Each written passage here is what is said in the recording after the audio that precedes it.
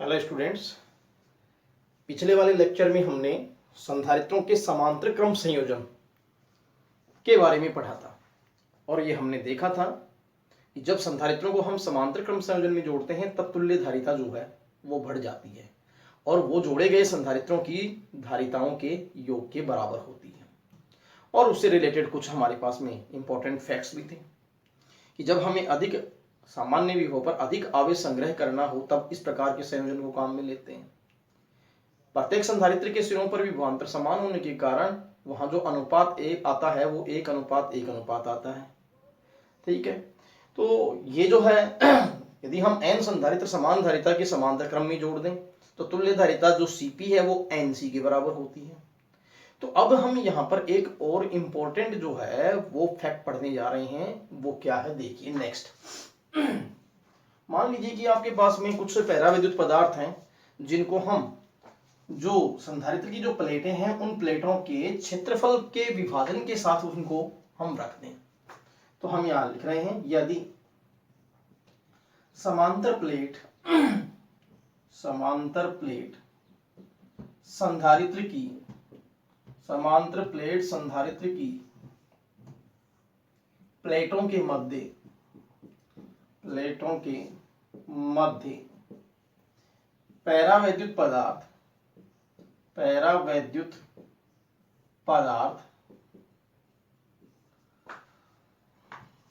प्लेटों के क्षेत्रफल विभाजन के साथ भर दें तब तुल्य धारिता।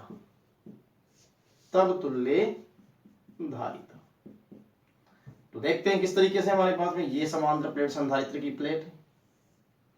ठीक है, ये आपके पास में जो है वो ए पॉइंट मान लेते हैं, ये बी पॉइंट मान लेते हैं। अब यहां हमने एक पैरावैद्युत पदार्थ रखा, वो पैरावैद्युत पदार्थ एप्सिलॉन r1 है। दूसरा पैरावैद्युत पदार्थ ये रखा है क्षेत्रफल विभाजन के साथ, ये पैरावैद्युत पदार्थ जो है एप्सिलॉन r2 है। और एक पैरावैद्युत पदार्थ यहां रखा गया जो एप्सिलॉन r3 है। ठीक है,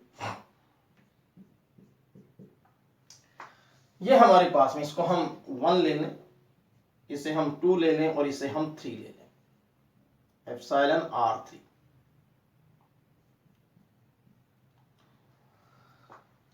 अब ये क्षेत्रफल विभाजन के साथ इतना क्षेत्रफल जो है वो इस पैरावैद्युत पदार्थ का है, इतना इस सेकंड वाले का है, इतना इस फर्स्ट वाले का। लेकिन जरा सोचो कि इस पूरे पैटर्न को ऐसे रोटेट कर दिया जाए तो हम इसी के इक्विवेलेंट इनको हम कैसे अज्यूम कर सकते हैं। देखिए, तो फिर ये आपके पास में इसकी अज्यूमशन ऐसे हो सकती है कि रोटेट कर देने से ये एप्सिलॉन r1 तो चला गया ऊपर, ये एप्सिलॉन r2 जो है वो रह गया बीच में, एप्सिलॉन r2, और ये आपके पास में एप्सिलॉन r3 ये रह गया नीचे, एप्सिलॉन r3, और ये वो आपके टर्मिनल A और B। लेकिन इसे हम यहां कनेक्ट कर दें। अब आपकी अज्यूमशन कैसी होगी, उस अज्यूमशन को बताइए। मैंने इसको रोटेट किया, इस पूरे को कट करके मैं ऊपर कर दूं, ये बीच में यहीं की ही रह जाए और ये जो है वो नीचे डाउनवर्ड्स आ जाए। तो अब आप देख रहे हो कि ये आपके पास में 3 संधारित्र हो गए और ये तीनों संधारित्र जो हैं वो ये 3 संधारित्र, 3 जो पैरावैद्युत पदार्थ हैं, एप्सिलॉन r1, एप्सिलॉन r2 और एप्सिलॉन r3 जो इसमें भरे हुए हैं। अब इस कैपेसिटर को, इस संधारित्र को, ये मोटाई t है, तो ये क्षेत्रफल विभाजन के साथ भरे हुए हैं। तो ये एप्सिलॉन r1 पैरावैद्युत पदार्थ है वो a1 क्षेत्रफल में, एप्सिलॉन r2 है वो a2 क्षेत्रफल में, और ये एप्सिलॉन r3 पदार्थ है वो a3 क्षेत्रफल में भरा हुआ है, और ये इनकी मोटाइयां सेम है। तो फिर हम इसको ऐसे रोटेट कर दें, तो रोटेट करने पर ये पैरावैद्युत पदार्थ ऊपर चला गया। ठीक है, ये मिड में रह गया और ये जो है वो आपके पास में डाउनवर्ड्स आ गया। अब यहां मोटाई तो आपके पास में सब में सेम है, टी, ये भी टी, ये भी टी, लेकिन यहाँ क्षेत्रफल कितना A1, यहाँ क्षेत्रफल कितना A2, यहाँ क्षेत्रफल कितना A3। तो फिर ये हमारे पास में जो संधारित्र बन गई, इसको मैं C1 और इसे मैं C2 धारिता का और इसे मैं C3 धारिता का मान सकता हूं। तो कहने का मतलब इस तरीके से यदि पैरा विद्युत पदार्थ भरा जाता है तब इन संधारित्रों का संयोजन हम समांतर क्रम में मान सकते हैं। इसको कट करके ऊपर शिफ्ट कर दिया, इसको कट करके नीचे शिफ्ट कर दिया, तो क्या ये तीनों समांतर क्रम में नहीं आ गई। तो ऐसी स्थिति के अंदर हम क्या जो है तुल्य धारिता ए और बी के बीच में कैसे निकालें। तो फिर धारिताएं देखिए, तुल्य धारिता निकालोगे तो इन तीनों को ऐड करना पड़ेगा, तुल्य धारिता आ जाएगी। तो इक्विवेलेंट यहां आपके पास में ये कैपेसिटर तीनों की जगह एक ही लें, उसकी कैपेसिटेंस सीपी लिखें तो वो सीपी आएगी C1 plus C2 plus C3। ठीक है, ये टर्मिनल ए और ये टर्मिनल बी, तो हमें सीपी निकालनी है। ठीक है, तो अब हम कैसे निकालें, पहले हम C1 C2 और C3 निकालें। तो धारिताएं C1 इक्वल, बोलो क्या लिखा जाए, epsilon not epsilon R1 into में A1 अपॉन में T। C2 epsilon not epsilon R2 A2 upon में T। और C3 epsilon not epsilon R3 A3 upon में T। ठीक है, इन सभी को कलेक्टिवली इक्वेशन फर्स्ट कह लें। देखिए कैसे लिखा है, पैरेलल प्लेट कैपेसिटर की जो कैपेसिटेंस है हम कैसे लिखते हैं, वो ऐसे लिखते हैं। तो यहां आपके पास में ये कैपेसिटेंस आ गई, ये T है। नाउ तुल्य धारिता किसमें क्रम में, समांतर क्रम में। तो Cp equal C1 plus C2 plus C3, this is equation second. तो फिर फर्स्ट एंड सेकंड क्या रिजल्ट आया, Cp इक्वल वैल्यूज रख दें, epsilon not epsilon R1 A1 upon में T plus epsilon not epsilon R2 A2 upon में T2 plus epsilon not epsilon R3 A3 upon में T3। तो इस तरीके से मैंने C1 C2 और C3 की वैल्यू जो है वो पुट कर दी। ठीक है, अब देखते हैं कॉमन क्या निकलता है। तो इस कॉमन को हम यहां पर Cp इक्वल क्या कॉमन आ जाएगा, एप्सिलॉन नॉट अपॉन T। तो एप्सिलॉन नॉट अपॉन T रह क्या गया, epsilon R1 A1 plus epsilon upon में T1, सॉरी ये T आएगा सब जगह, मोटाई T है, T ही लिखेंगे हम क्योंकि ये T ही थी मोटाई। Epsilon not R1 A1 plus epsilon R2 A2 और प्लस एप्सिलॉन R3 A3। ठीक है, तो ये हमारे पास में जो है वो फाइनल रिजल्ट आ गया। तो किस तरीके से हम जब क्षेत्रफल विभाजन के साथ और पैरावैद्युत पदार्थ भरा हुआ हो तब तुल्य धारिता हम ऐसे ज्ञात करते हैं। ठीक है,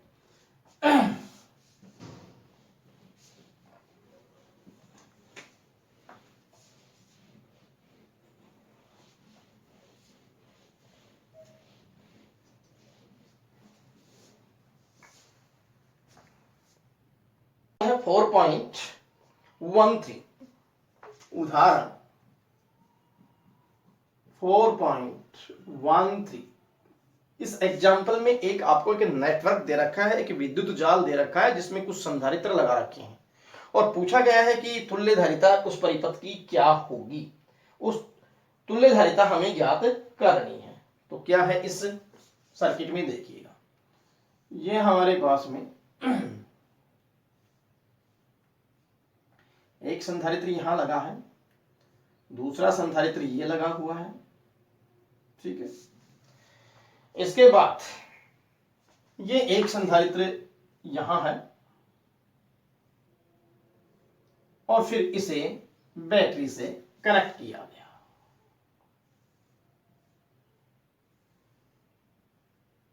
ठीक है, तो अब ये पॉइंट P है और ये पॉइंट N है, ये पॉइंट Q दे रखा है। आपसे पूछा गया है कि P एवं N के बीच जो है वो धारिता क्या होगी, ये पूछा गया है। अब इसमें कितने कितने जो है वो संधारित्र के लगा रखे हैं, ये 10 माइक्रोफैरड, ये 20 माइक्रोफैरड, ठीक है, और लास्ट वाला 30 माइक्रोफैरड, 30 माइक्रोफैरड। P व N के मध्य तुल्य धारिता ज्ञात कीजिए। ठीक है, कैसे ज्ञात करेंगे? देखिए आइए, ऐसे क्वेश्चन जो है वो बोर्ड में पूछे भी जाते हैं, ऐसे नेटवर्क बना करके, और जो है आपसे पूछा जाता है कि जो है इसकी तुल्य धारिता किस तरीके से हो। तो हमें मान लेते हैं कि यहां पर आपके पास में ये C1 है और ये C2 है। ठीक है, this is C1, this is C2 और ये C3, ये तीन संधारित्र जुड़े हुए हैं। लेकिन सबसे पहले हम इस P और Q के बीच की बात करें। ये दोनों संधारित्र आपके जो है वो कौन से क्रम में है? ये समांतर क्रम में आ गए। तो पहले इन दोनों का रिजल्ट निकालें। इन दोनों का रिजल्ट निकालें तो कैसे निकालेंगे? देखिए, समांतर क्रम में होते हैं तो सीधे ही जुड़ते हैं। तो फिर यहां से हम लिख सकते हैं, इसके तुल्य परिपथ बनाते हैं। तुल्य परिपथ कैसे बनेगा? देखिए, ये P पॉइंट और ये हमने एक इन दोनों का मुकाबला करने वाला संधारित्र ले लिया, ये Q पॉइंट, और ये हमारे पास में 30 माइक्रोफैरड का है, ये N पॉइंट, और ये आपके पास में बैटरी। लेकिन ये C3, ये 30 माइक्रोफैरड है। लेकिन यहां आप निकालेंगे तो ये रिजल्टेंट कितना आएगा आपके पास में? ये आएगा C1 प्लस C2, क्योंकि समांतर क्रम में क्या होता है? समांतर क्रम में तो C1 प्लस C2 होता है। तो C1 प्लस C2 कर दे हम यहां, तो 10 और 20 कितना हो जाएगा? 30 माइक्रोफैरड। तो ये आपके पास में 30 माइक्रोफैरड, और यहां हम लिख सकते हैं क्या?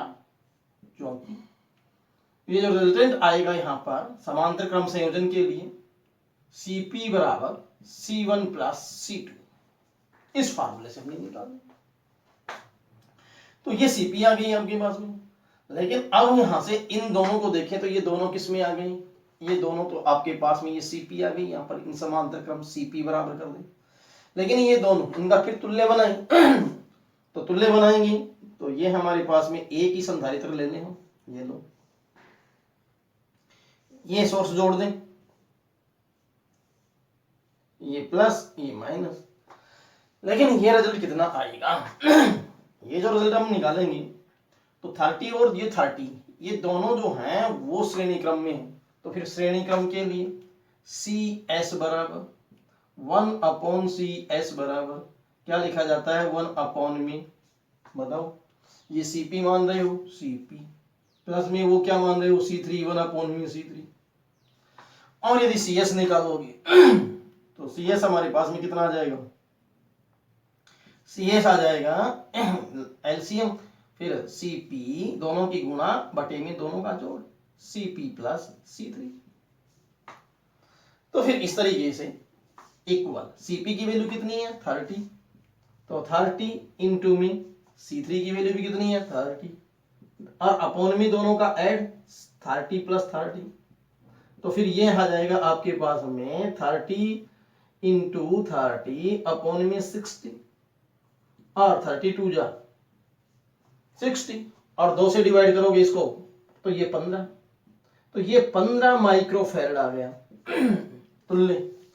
तो फिर यहां पर हम ये CS बराबर कितना कर दें? 15 माइक्रोफैरड।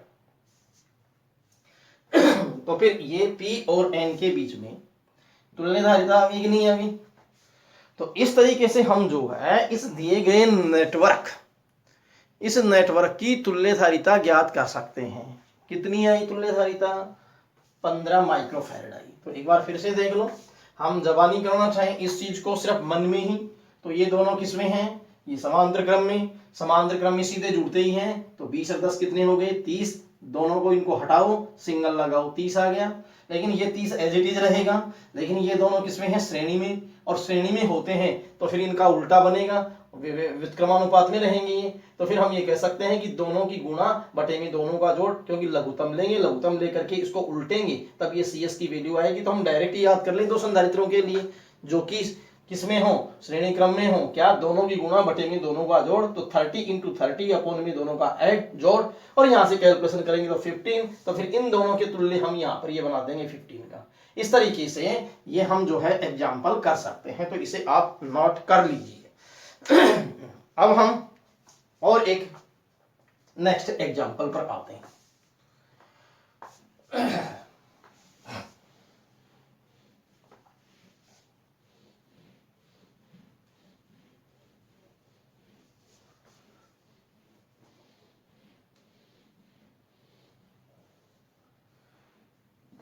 तो क्या है अगले वाला उदाहरण, अगले वाला उदाहरण है 4.14 का, 4.14। इस उदाहरण में एक नेटवर्क जो है वो एक आपको दे रखा है। एक और उदाहरण हम लेते हैं, उदाहरण है 4.14, 4.14 उदाहरण। इस उदाहरण में क्या दिया गया है कि हमारे को एक नेटवर्क दिया गया है, इस नेटवर्क का की तुल्यधारिता पूछी है। तो ये ए और बी टर्मिनल है हमारे पास,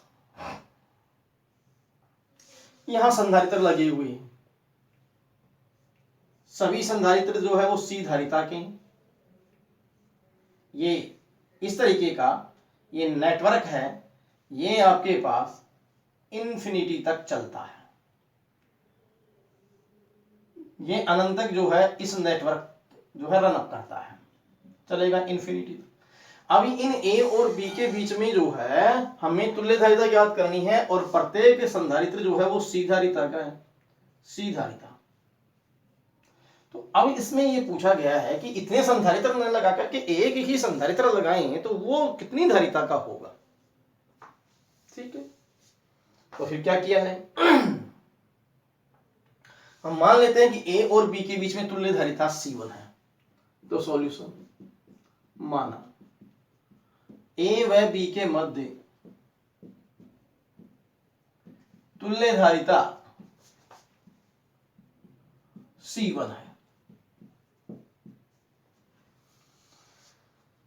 लेकिन यहां से मैं 2 पॉइंट और ले लूं, ये पॉइंट P और ये पॉइंट Q, और इस चैन को अलग करके और मैं इस चैन को अलग कर दूं, तो क्या P और Q के आगे का ये नेटवर्क अनंत तक नहीं जाता, क्या जाता है। तो फिर हम ये भी कह सकते हैं कि टर्मिनल P व Q के मध्य भी जो धारिता होगी वो C1 है। ठीक है, तथा साथ ही टर्मिनल P व Q के आगे परिपथ के अनंत तक फैले होने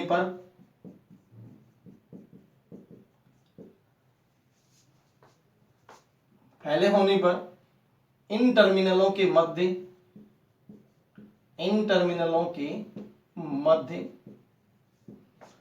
तुल्य धारिता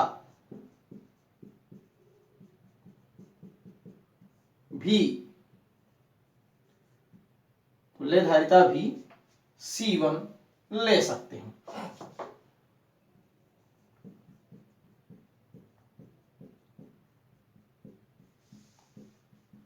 ठीक है, तो फिर इसके तुल्य परिपथ कैसे बनेगा।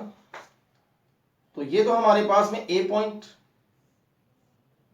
ये वो संधारित्र पहले वाला, ये बी पॉइंट, ये संधारित्र सी, और अब P और Q के बीच ये पॉइंट P और ये Q के बीच में हमने जो संधारित्र की धारिता ली है, तुल्य धारिता, वो धारिता हमारे पास में कितनी हो गई, वो C1 हो गई, और ये C और ये C, ये टर्मिनल A, ये टर्मिनल B।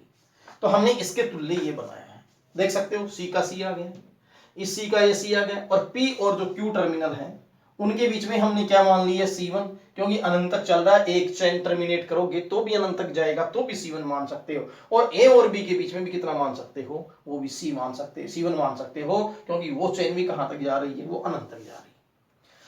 तो अब यहां ये तुल्य देखें, हम इन दोनों को देखें तो ये दोनों तो हमारे पास में श्रेणी क्रम में है, क्यों, इस वायर को मैं सीधा कर दूं तो ये श्रेणी क्रम में आ गई, तो फिर श्रेणी क्रम में है तो इसके तुल्य परिपथ कैसे बनेगा, तो फिर यहां तुल्य बनाए क्या, ये टर्मिनल ए और ये सी, ये बी टर्मिनल। तो फिर ये जो दोनों थे सी और सी इक्वल का रिजल्ट, मैंने अभी बताया था कि जब दो संधारित्र किसमें हो, श्रेणी क्रम में हो, तब उनका तुल्य जो आता है वो दोनों की गुणा बटे में दोनों का जोड़ ना सी सी वन। तो ये हमारे पास में जो तुल्य आएगा वो तुल्य कैसे आएगा, सी सी वन और बटे में दोनों का जोड़ सी प्लस सी वन। तो मैंने इन दोनों का जो रिजल्ट निकाल दिया वो यहां अकेले में लिख दिया। ये हमारे पास में सी धारिता का है। लेकिन अब एक बार फिर से देखें, ये ए और बी के बीच में ये दोनों आपस में किसमें आ गए, समांतर क्रम में। और समांतर क्रम में तो दो संधारित्र जुड़े हों तो रिजल्टेंट जो निकलता है या इक्विवेलेंट निकलता है या तुल्य निकलता है वो दोनों के जोड़ के बराबर ही होता है। तो फिर मैं इसके तुल्य कैसे बनाऊं, इसके तुल्य बनाने के लिए देखिए ये टर्मिनल ए और ये हमारे पास में वो सिंगल आ जाएगा और ये टर्मिनल बी, ठीक है। लेकिन ये दोनों सीधे ही जुड़ेंगे तो इसके तुल्य कैसे लिखा जाएगा, C प्लस में सी C1 अपॉन में C प्लस C1। तो फिर A और B के बीच में तुल्य धारिता कितनी आई, ये आई। लेकिन आपने A और B के बीच में तुल्य धारिता कितनी मान रखी है, यहां भी C1 मान रखी है। इसका मतलब ये जो चीज आपके पास आई है ये किसके इक्वल होनी चाहिए, ये इस C1 के इक्वल होनी चाहिए। लग गया पता। तो एक बार मैं फिर से बता देता हूं कि ये अनंत तक नेटवर्क है, ए और बी के बीच तुल्य धारिता निकालनी है। इसके लिए हमने ए व बी के बीच तुल्य धारिता कितनी मान ली, C1 मान ली, ठीक। अब C1 मान लेने के बाद हमने ये क्या किया कि इसमें से एक चैन को तोड़ लिया और अब P और Q से आगे हमने नेटवर्क को इन्फिनिटी तक मान लिया। तो फिर हम ये कह सकते हैं कि P और Q के आगे जब नेटवर्क इन्फिनिटी तक है तो उस केस में यहां भी धारिता P व Q के बीच में कितनी होनी चाहिए, ये धारिता भी C1 होनी चाहिए। तो ठीक है, आगे के P Q के आगे के हटाओ, हटा करके तुल्य धारिता कितनी लिख दो, C1 लिख दी। तो इसके तुल्य परिपथ ये बन गया। लेकिन ये दोनों किस में आ गए, श्रेणी में। श्रेणी में आ गए तो इन दोनों का रिजल्ट कैसे लिखोगे, दोनों की गुणा बटे में दोनों का जोड़। अब इन दोनों की जगह एक ही संधारित्र लगा दिया, लेकिन अब ये वाला ये और ये दोनों किस में आ गई, ये समांतर क्रम में। और समांतर क्रम में सीधे जुड़ते हैं तो फिर यहाँ सी में ये इतना और ऐड कर दें, तो ये ऐड कर दिया। तो फिर ए और बी के बीच तुल्य धारिता कितनी आ गई, ये। लेकिन ए और बी के बीच में तुल्य धारिता कितनी मानी थी, C1। तो फिर ये स्टेप इसके बराबर होनी चाहिए। तो फिर अब हम यहाँ पर लिख सकते हैं क्या आता है C1 C plus C1 upon में C plus C1, this is equal to किसके, C1। ये C1 के इक्वल हो गया, यहां अपॉन में 1 कर दें, ठीक है, क्योंकि ये तुल्य धारिता C1 के बराबर है। तो यहां से आपके पास में एलसीएम कितना आया, C प्लस C1। तो लघुत्तम ये आ गया, तो यहां इसकी गुणा कर दें तो कितना आ जाएगा, यहां पर C स्क्वायर प्लस में इसकी गुणा इससे करें तो फिर ये कितना आ जाएगा ये आ जाएगा हमारे पास में C1 प्लस में ये कितना है C1 इक्वल ये कितना है C1 और अपॉन में जो है ये कितना हो गया 1। तो मैंने यहां पर ये लघुत्तम ले लिया, तो लघुत्तम लेंगे तो इसकी इससे गुणा C स्क्वायर C1 आ जाएगा और प्लस में C1 ये लिख ही दिया। अब यहां C1 अपॉन 1 कर दिया, तो फिर आगे कैसे किया जाए, तो फिर C स्क्वायर इसकी क्रॉस गुणा करें, C square plus C1 plus C1, तो ये 2 टाइम्स हो गया, 2 बार 2C1। तो C स्क्वायर प्लस C1 इसको इससे गुणा करें, C1 और plus C1 square plus C1 square, तो ये आपस में क्रॉस गुणा हो गया। तो इसको हम ऐसे भी लिख सकते हैं, C1 में C स्क्वायर प्लस C1 को इधर लेके आए तो एक कैंसिल हो जाएगा, तो सिर्फ क्या बचाएगा C1 और ये आपके पास जो है इक्वल ये आ जाएगा माइनस प्लस का C1 स्क्वायर, क्योंकि इसमें से मैंने इधर लाया तो इसको कैंसिल कर दिया। अब इनको उधर लेकर ये जाएंगे, C1 square plus C square minus C1 और माइनस C स्क्वायर इक्वल 0। ये इक्वेशन बना ली हमने मैथमेटिक्स की, ठीक है। ये आप देख सकते हो क्या इक्वेशन बनी, c1 स्क्वायर माइनस cc1 और माइनस का c स्क्वायर, ठीक है।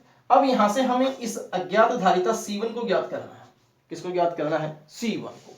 तो 10th लेवल पर ये जो है हमने एक द्विघात समीकरण पढ़ी थी। तो वो द्विघात समीकरण क्या है वो देखिए। तो इसे मैं आगे यहां सोल्व करता हूं, तुम ध्यान दोगे। यहाँ द्विघात समीकरण होती थी ax square plus bx plus c equal 0, ठीक है। ये द्विघात समीकरण थी। यहां से हम देखें कि यहाँ ये 1 है, तो a की वैल्यू इसकी तुलना करें इससे, तो a की वैल्यू कितनी आ जाएगी आपके पास में 1, b की वैल्यू कितनी आ जाएगी माइनस c, और c की वैल्यू कितनी चली जाएगी माइनस c स्क्वायर, तो माइनस का c स्क्वायर। तो ये द्विघात समीकरण है, और इस द्विघात समीकरण से तुलना करके हमने इनके गुणांकों को ले लिया। तो अब हम किस तरीके से इसको सॉल्व करें, देखिए हमें किसकी वैल्यू निकालनी है, हमें c1 की वैल्यू निकालनी है। तो यहां से फार्मूला होता था, देखिएगा ये नोट कर लेंगे आप।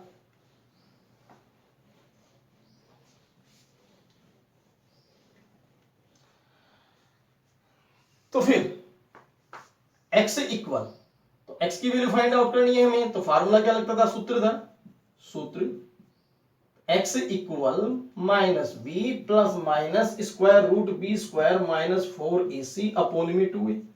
लेकिन यहाँ x की जगह कौन काम कर रहा है, c1, तो फिर यहाँ c1 काम कर रहा है, तो फिर c1 की वैल्यू कैसे लिखें, c1 इक्वल b की वैल्यू कितनी माइनस c, तो माइनस माइनस क्या हो जाएगा प्लस माइनस b की वैल्यू माइनस c का होल स्क्वायर, ठीक, माइनस 4 इंटू a 1, a की वैल्यू 1 गुणा में माइनस का c स्क्वायर, ठीक है। तो c की जगह हमने कितना रख दिया, माइनस का c स्क्वायर रख दिया।